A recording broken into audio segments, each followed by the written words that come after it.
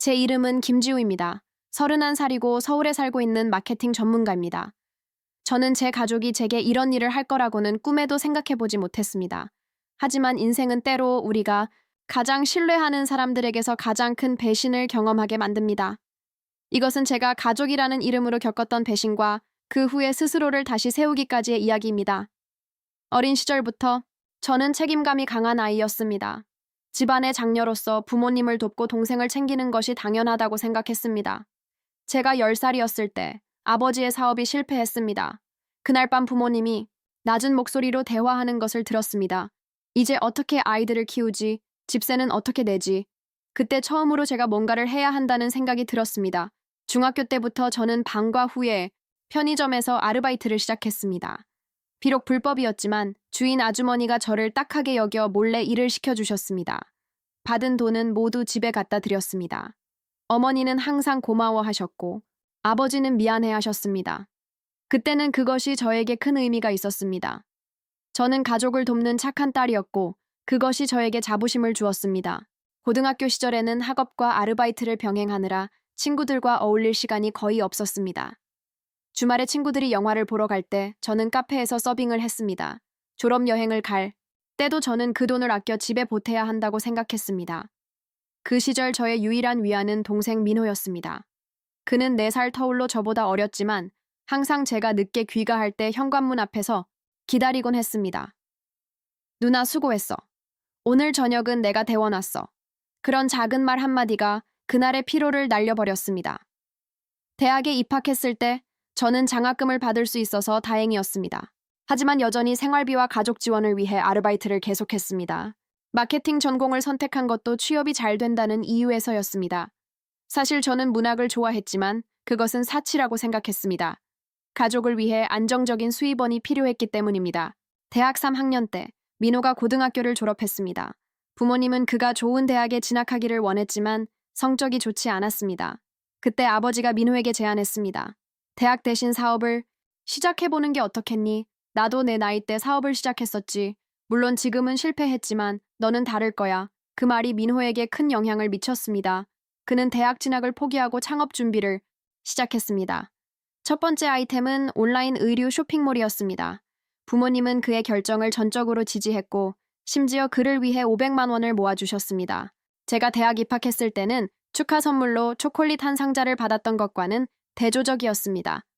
그래도 저는 민호를 응원했습니다. 주말마다 그의 쇼핑몰 사진 촬영을 도와주고 마케팅 전략을 함께 고민했습니다. 하지만 6개월이 지나도 매출은 미미했고 결국 그 사업은 실패로 끝났습니다. 민호는 낙담했지만 부모님은 괜찮다며 그를 위로했습니다. 사업은 원래 한 번에 성공하기 어려운 거야. 다음에 더 잘할 수 있을 거야. 대학을 졸업하고 저는 중소기업의 마케팅 부서에 취직했습니다. 월급은 많지 않았지만 안정적이었습니다. 그리고 그때부터 본격적으로 가족에게 경제적 지원을 시작했습니다. 처음에는 월급의 3분의 1 정도를 보냈습니다.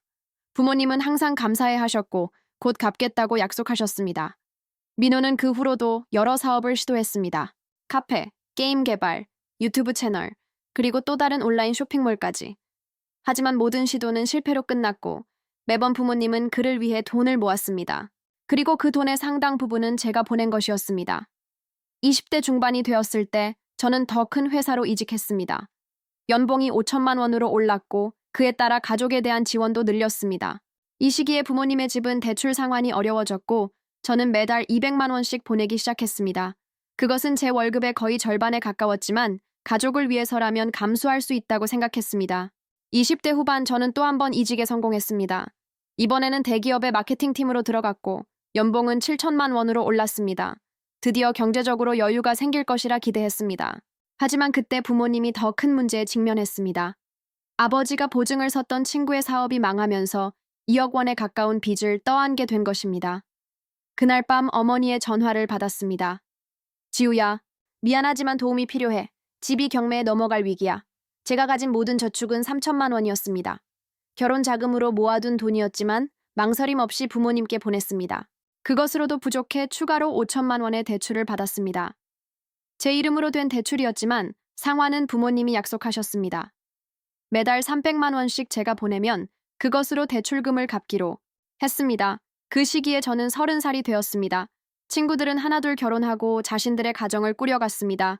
저는 여전히 원룸에 살면서 대부분의 수입을 가족에게 보내고 있었습니다. 데이트를 하고 싶어도 경제적 여유가 없었고 미래에 대한 계획을 세울 수도 없었습니다. 모든 것이 가족을 중심으로 돌아갔습니다. 그런 생활이 10년 가까이 계속되었습니다. 저는 어느새 31살이 되었고 마케팅 팀장으로 승진했습니다. 연봉은 9천만 원까지 올랐지만 여전히 재정적 여유는 없었습니다. 매달 고정적으로 500만 원 이상을 가족에게 보냈기 때문입니다. 2024년 5월 21일, 제 인생을 완전히 바꿔놓은 날이 왔습니다. 평소와 같이 출근 준비를 하던 중 은행에서 문자 메시지가 왔습니다. 대출금 연체에 대한 최종 경고였습니다. 처음에는 실수라고 생각했습니다. 제가 매달 정확하게 300만 원을 보냈고 그 돈으로 대출금이 상환되고 있어야 했기 때문입니다. 불안한 마음에 은행 앱을 열어 거래 내역을 확인했습니다. 그리고 그 순간 제 심장이 멎는 것 같았습니다. 지난 6개월 동안 대출금이 한 번도 상환되지 않았습니다. 제가 보낸 1,800만 원이 사라진 것입니다. 즉시 부모님께 전화를 걸었지만 아무도 받지 않았습니다. 민회계도 연락했지만 그도 전화를 받지 않았습니다. 그날 회사에서 저는 일에 집중할 수 없었습니다. 머릿속은 온통 그 돈과 배신감으로 가득 찼습니다. 퇴근 후 바로 부모님의 집으로 향했습니다. 문을 열자 거실에서 가족들이 저를 기다리고 있었습니다. 어머니의 눈은 붉게 부어 있었고 아버지는 고개를 숙이고 계셨습니다. 민호는 소파에 앉아 무표정하게 휴대폰을 만지작거리고 있었습니다. 어머니가 먼저 말씀하셨습니다. 지우야, 우리가 설명할 수 있어. 민호가 정말 좋은 사업 기회를 잡았는데 초기 투자금이 필요했어. 우리는 그저 잠시 돈을 빌리려고 했던 거야. 곧 갚을 생각이었어. 저는 믿을 수 없었습니다. 제 목소리가 떨렸습니다. 잠시요? 6개월이나 대출금을 내지 않았어요. 그리고 저한테는 한마디도 없었고요. 이건 훔친 거나 다름없어요. 민호가 비웃듯이 말했습니다. 누나가 너무 과민 반응이야. 가족끼리 돈 좀 썼다고 훔쳤다니. 그런 말을 하냐? 아버지가 한숨을 쉬셨습니다. 지우야, 우리는 네가 이해해 주길 바랐다. 민호의 이번 사업은 정말 유망해. 가상현실 게임 개발이야. 투자자들도 관심을 보이고 있어. 저는 쓴웃음을 지었습니다. 몇 번째 유망한 사업인가요? 5번째, 6번째, 그리고 매번 결과는 똑같았죠. 제가 수년간 모은 돈이 모두 사라졌어요. 어머니가 눈물을 흘리며 말씀하셨습니다. 너는 어떻게 그렇게 차가울 수 있니? 우리는 내 가족이야. 그 말이 저를 더욱 화나게 했습니다. 맞아요. 당신들은 제 가족이에요. 그래서 제가 10년 동안 도와드린 거예요. 하지만 가족이라는 이유로 제 돈을 마음대로 가져갈 권리는 없어요. 민호가 갑자기 소리를 질렀습니다. 누나는 항상 자기가 희생한다고 생각하지? 하지만 누나는 알아? 나는 내 꿈을 포기했어. 대학에 가고 싶었지만 가족 형편 때문에 포기했어. 그리고 사업도 성공하고 싶었지만 항상 자본이 부족했어. 누나는 안정적인 직장이 있지만 나는 아무것도 없어. 그의 말에 저는 더욱 분노했습니다. 당신이 꿈을 포기했다고? 내가 얼마나 많은 것을 포기했는지 알아? 내 청춘, 내 시간, 내 인간관계, 내 미래까지 모두 가족을 위해서였어. 그리고 당신은 그런 내 희생을 당연하게 여기며 내 돈까지 훔쳤어. 그날 밤 저는 분노와 배신감에 잠을 이루지 못했습니다. 다음 날 아침 회사에 병가를 내고 은행으로 향했습니다. 대출 상황을 상세히 알아보니 상황은 생각보다 더 심각했습니다. 집은 이미 경매 절차가 시작되어 있었고 제 신용 점수는 바닥으로 떨어져 있었습니다. 은행 직원은 동정 어린 눈으로 저를 바라보았습니다. 김지우 씨, 이런 경우가 생각보다 많아요. 가족 간의 금전 문제는 항상 복잡하죠. 하지만 법적으로는 대출자인 당신에게 책임이 있어요. 은행에서 나오면서 오랜 친구인 서현에게 전화했습니다. 대학 시절부터 친했던 그녀는 이제 변호사가 되어 있었습니다. 서현은 제 이야기를 듣고 즉시 만나자고 했습니다. 카페에서 만난 서현은 제 상황을 듣고 심각한 표정으로 말했습니다. 지우야, 이건 명백한 금융사기야. 내 이름으로 된 대출금을 다른 용도로 사용한 건 불법이야. 가족이라도 마찬가지야. 저는 망설였습니다. 그래도 그들은 제 가족이에요. 법적으로 대응하면 정말 관계가 끊어질 거예요. 서현은 단호하게 대답했습니다. 그들이 이미 너와의 관계를 깨뜨렸어. 네가 10년 동안 도왔는데 그들은 네 신뢰를 배신했어. 이건 네 미래에 관한 문제야, 지우야. 서연의 말이 맞았습니다. 이대로 가다가는 제 인생이 완전히 망가질 것이었습니다. 하지만 가족을 고소한다는 것은 쉬운 결정이 아니었습니다. 어린 시절부터 저는 가족을 위해 살아왔습니다. 그들이 제 정체성의 일부였습니다. 그날 밤, 저는 오랜 시간 고민했습니다. 그리고 마침내 결정을 내렸습니다. 이제는 제 자신을 위해 살아야 할 때였습니다. 31살, 아직 늦지 않았습니다. 다음 날 서현의 도움으로 법적 조치를 준비했습니다. 금융사기에 대한 고소장을 작성하고 동시에 은행과 협상하여 대출금 상환 계획을 새로 세웠습니다. 또한 가족과의 대화를 위한 전략도 세웠습니다. 그날 오후, 저는 부모님의 집을 다시 찾았습니다. 이번에는 서현도 함께였습니다. 거실에서 가족들을 마주했습니다. 민호는 이번에도 있었습니다. 저는 차분하게 말했습니다. 제가 법적 조치를 취하기로 결정했습니다. 제 이름으로 된 대출금을 무단으로 사용한 것은 사기죄에 해당합니다. 하지만 저는 가족과의 관계를 완전히 단절하고 싶지는 않습니다. 그래서 2가지 조건을 제시합니다. 어머니는 충격에 빠졌습니다. 네가 어떻게 부모를 고소할 수 있니? 이게 효도야? 저는 흔들리지 않고 계속했습니다. 첫째, 제 이름으로 된 모든 대출과 부채에서 제 이름을 빼주세요. 둘째, 지금까지 제가 지원한 금액의 일부를 돌려주세요. 최소한 6개월 동안 빼돌린 1,800만 원이라도요. 아버지는 분노했습니다. 우리가 너를 키우기 위해 얼마나 희생했는지 알기나 하니? 저는 단호하게 대답했습니다. 네, 알고 있습니다. 그리고 저도 가족을 위해 10년 동안 희생했습니다. 하지만 그것이 지금의 배신을 정당화하지는 않습니다. 민호는 비웃으며 말했습니다. 누나가 진짜 그럴 용기가 있을까? 가족을 법정에 세우겠다고? 서현이 이때 개입했습니다. 이미 고소장은 준비되어 있습니다. 지우 씨는 단지 당신들에게 마지막 기회를 주기 위해 이 자리에 온 겁니다. 부모님과 민호는 서로를 바라보았습니다. 그들의 표정에서 당황함과 두려움이 읽혔습니다. 어머니가 먼저 항복했습니다. 알았어, 지우야. 우리가 잘못했어. 내 조건을 받아들일게. 아버지도 마지못해 동의했습니다. 하지만 민호는 여전히 불만이었습니다. 이게 다 뭐야? 누나가 우리를 협박하는 거야. 저는 그를 똑바로 바라보며 말했습니다. 협박이 아니라 정당한 요구예요. 당신은 내 돈을 허락 없이 가져갔고 이제 그 책임을 져야 해요. 일주일 후 저희는 법무사 사무실에서 만났습니다. 부모님은 대출에서 제 이름을 빼고 1,800만 원을 3년에 걸쳐 분할 상환하기로 동의했습니다. 민호는 끝까지 반발했지만 결국 합의서에 서명했습니다. 서류 작업을 마치고 나오면서 저는 마음이 무거웠습니다. 가족과의 관계가 이렇게 변할 줄은 몰랐습니다. 하지만 동시에 어떤 해방감도 느꼈습니다. 처음으로 제 인생은 온전히 제 것이 되었습니다. 그날 저녁 서현이 저를 위로하며 말했습니다. 지우야, 넌 정말 용기 있는 결정을 했어. 이제 내 인생을 살 수 있을 거야. 그녀의 말이 맞았습니다. 하지만 가족과의 관계 단절은 여전히 아픈 상처였습니다. 특히 어머니와의 관계가 그랬습니다. 어머니는 제가 떠나기 전 마지막으로 이렇게 말씀하셨습니다.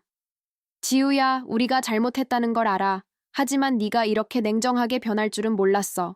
네가 우리를 정말 사랑했다면 이렇게 하지 않았을 거야. 그 말은 제 마음을 더욱 아프게 했습니다. 사랑이 일방적인 희생을 의미하나요? 저는 그렇게 생각하지 않았습니다.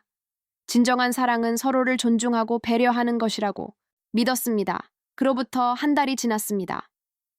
저는 새로운 아파트로 이사했고 가족들과는 연락을 끊었습니다.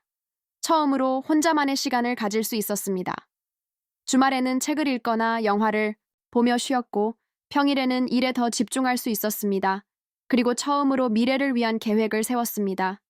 해외여행, 자기 개발, 그리고 언젠가는 제 사업도 시작하고 싶었습니다. 그런데 이 평화로운 시간은 오래가지 않았습니다. 어느 날 밤, 갑자기 현관벨이 울렸습니다.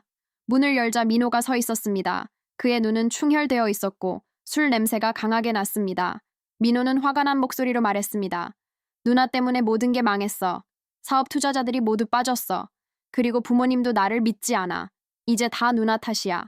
저는 침착하게 대응했습니다. 민호야, 지금 네가 술에 취해 있어. 집에 가서 쉬는 게 좋을 것 같아. 하지만 민호는 더욱 화를 냈습니다. 왜 내 말을 듣지 않는 거야? 누나는 항상 자기가 옳다고 생각하지? 항상 완벽한 지우 누나. 부모님도 항상 누나만 칭찬했어. 지우는 공부도 잘하고 책임감도 강하고. 그런데 나는 항상 실패자였어. 그의 말에 저는 충격을 받았습니다. 항상 부모님이 민호만 편애한다고 생각했는데 그는 정반대로 느끼고 있었습니다. 저는 조심스럽게 말했습니다. 민호야, 나는 네가 그렇게 느끼는 줄 몰랐어. 하지만 지금은 우리가 대화할 상태가 아닌 것 같아. 내일 만나서 이야기하자. 민호는 잠시 저를 노려보다가 이내 고개를 떨구었습니다. 그의 눈에서 눈물이 흘러내렸습니다. 누나, 나 정말 미안해. 나는 그저 성공하고 싶었어. 부모님에게 인정받고 싶었어. 누나처럼. 그 순간 저는 민호를 이해하기 시작했습니다. 그도 자신만의 방식으로 가족의 기대에 부응하려 했던 것입니다. 저는 그를 안으로 들였고 함께 이야기를 나누었습니다. 그날 밤 우리는 서로의 상처와 오해에 대해 솔직하게 대화했습니다. 민호는 자신이 항상 저를 질투했다고 고백했습니다. 누나는 항상 모든 일을 잘 해냈어. 학교에서도 직장에서도. 나는 그런 누나를 따라가고 싶었지만 항상 실패했어. 그래서 사업에 집착했던 것 같아. 성공해서 누나와 부모님에게 인정받고 싶었어. 저는 제 마음도 털어놓았습니다. 나는 항상 부모님이 너만 편애한다고 생각했어. 내가 아무리 노력해도 부모님의 관심은 항상 내게 있는 것 같았어. 그리고 내 희생은 당연하게 여겨졌고. 그날 밤의 대화는 우리 형제 관계의 전환점이 되었습니다. 민호는 다음날 아침 제게 진심으로 사과했습니다. 누나, 정말 미안해. 내가 너무 이기적이었어. 누나가 얼마나 희생했는지 제대로 보지 못했어. 저는 그의 사과를 받아들였습니다.